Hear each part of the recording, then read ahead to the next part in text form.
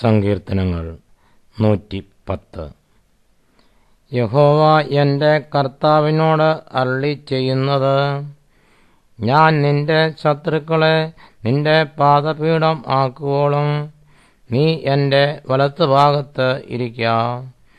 നിന്റെ ബലമുള്ള ചെങ്കോൽ യഹോവ സിയോനിൽ നിന്ന് നീട്ടും. നീ നിന്റെ ശത്രുക്കളുടെ മധ്യേ വാഴുക.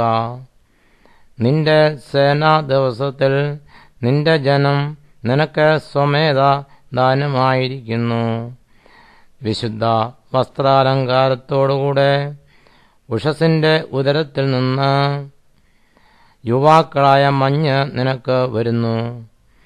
നീ മൽക്കീസദേക്കിന്റെ വിധത്തിൽ എന്നേക്കും ഒരു പുരോഹിതൻ എന്ന് യഹോവ സത്യം ചെയ്തു, അനുതപിക്കുകയും ഇല്ല. നിന്റെ വലത്തുഭാഗത്തിരിക്കുന്ന കർത്താവ് തന്റെ ക്രോധ ദിവസത്തിൽ രാജാക്കന്മാരെ തകർത്തു കളയും. അവൻ ജാതികളുടെ ഇടയിൽ ന്യായം വിധിക്കും.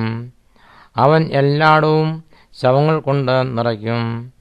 അവൻ വിസ്താരമായ ദേശത്തിന്റെ തലവനെ തകർത്ത് കളയും. അവൻ വഴിയരിയുള്ള തോട്ടിൽ നിന്ന് കുടിക്കും. അതുകൊണ്ട് അവൻ തല ഉയർത്തും.